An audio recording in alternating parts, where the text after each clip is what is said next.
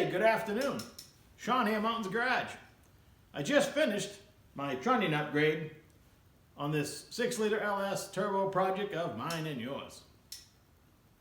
It is a fantastic upgrade. It gets rid of the factory uncaged needle bearings that can fall out, especially when you start adding lift and added spring pressure.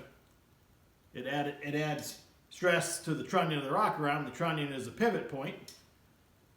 I got a bench full of old parts I'll show you. Needle bearings everywhere.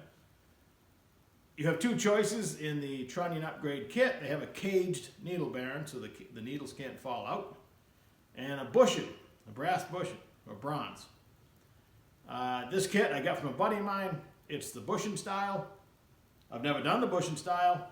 It's no different than doing the bearing. I'm pretty happy with it. Came out really nice. Let's get after it. I've done this job with sockets and a vise, sockets and a C-clamp, sockets and a press. Today I actually have the right tools. And the right tools aren't out of reach. I've seen them advertise, this particular part number that I'll show you, anywhere from $28 to $40. If you've never done a Trunnion upgrade on an LS before, by the time you're halfway through, I guarantee you'll be pumping on a rocker arm every 30 or 40 seconds. It's that easy. This Trunnion upgrade kit from Brian Tooley is the bushing style. I got it from a friend of mine. It's still brand new. I have it, I'm going to use it. My tool kit that I picked up from another friend is from Comp Cams. It's actually made by Powerhouse. But the object is to press out the stock axle and the two bearings that have needle bearings that can fall out, and replace it with a new axle, two bushings, and two snap rings to hold the axle in. Pretty simple. The tools, you have a pusher, you have a simple flat washer, and you have a little fixture. This fixture is made to be used in a C-clamp, a vise, a press, or in this case, an arbor press. All right, I'm going to do one Trunnion upgrade right in front of you. The rocker arm has one side with two flat spots and one side without. I'm going to put the flat spots down in the tool, just like that. I'm going to take my pusher.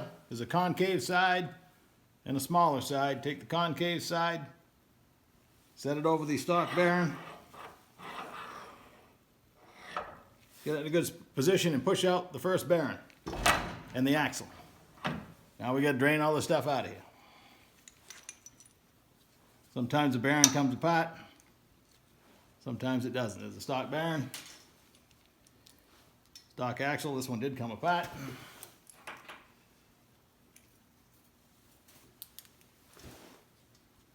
And it's a mess. All right, she's apart. Figures the one I do the video on is the one that falls apart, but rocker arm is empty. Take your first bushing. I use the pusher tool as a guide. I want to put the side of the rocker arm with the flat spots. I want to put the bushing in there first. So my finger's going to hold the pusher. Now it's going to line up the bushing. I'm going to set it on there, and the flat washer will go over the pusher as well to line it up. I want to make sure I'm square because I had the tool off.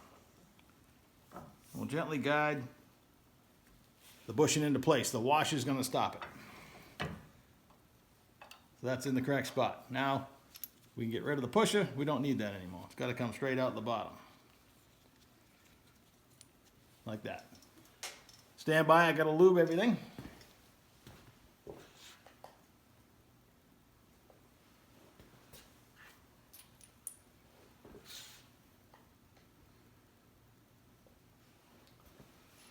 You know me, we don't roll without lube. So now I put the axle in the bushing that's already installed. I can set it right there. Nothing can go wrong. Start that over the axle. Put the washer on top. Wipe all the oil off my hands because I hate this part of the job. You gotta lube it, but it makes a mess. Now when you push this bushing on, the washer is gonna have to go over the axle. So you're gonna go a little bit slow. I'm gonna readjust a little bit. and it stops when it goes over the axle. It's perfect. All we gotta do now is put on our snap rings, and we're good. I lube up the cup and the rocker arm end, and I go ahead and put it on the engine.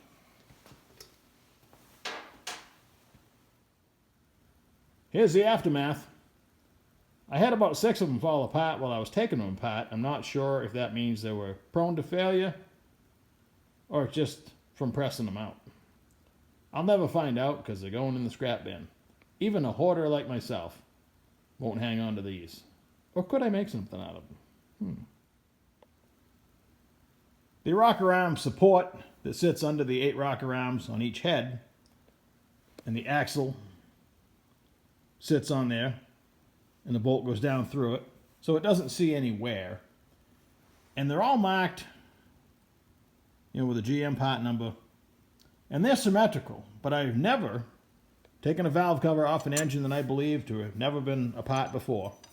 I used to work on quite a few of these. That isn't installed upside down. You'll always find it like this. So to keep that tradition alive, I do the same thing. It bothers me it's upside down, but it would bother me to put it on unlike it was. I mean, it doesn't see any wear. It just sits there. It's a spacer and a support for the rocker arm. It's silly to put it on upside down, but that's the way I always find them. I have a shed full of 10 or 12, maybe 14 LS engines. I could go pull the cover off any of them. In fact, I did the other day when I pulled a set of rocker arms off out in the shed out of that 4.8. This is how they were mounted. I don't believe that motor's ever been touched. Funny, isn't it?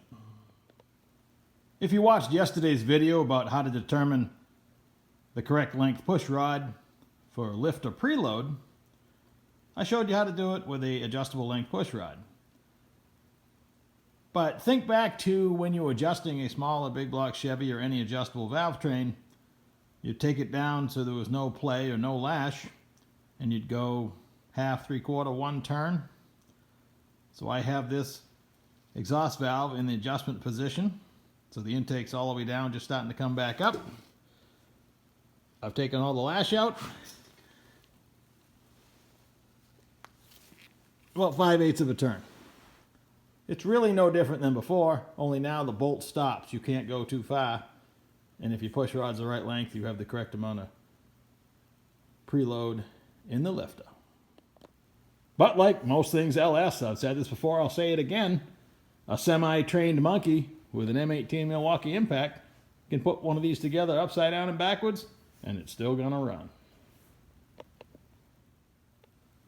So the rockers are back on the engine, and the bolts are torqued to 22 foot-pounds. I torque them to 22, rotate the engine a couple times, and retorque them, and nothing changes. But it never hurts to do it a couple times. I guess that's going to do it for today.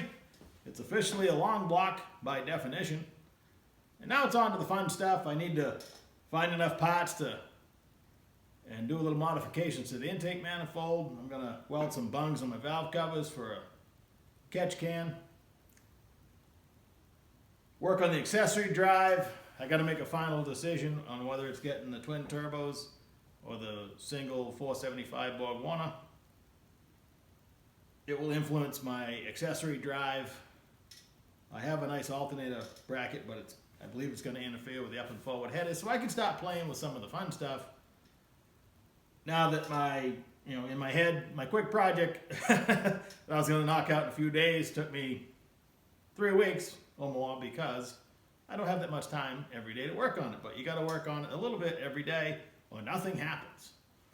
So that's my takeaway for today. Do something every day, even if it's only for a few minutes. I've done that a lot in my life, and it definitely is inching forward sometimes, but you're going forward.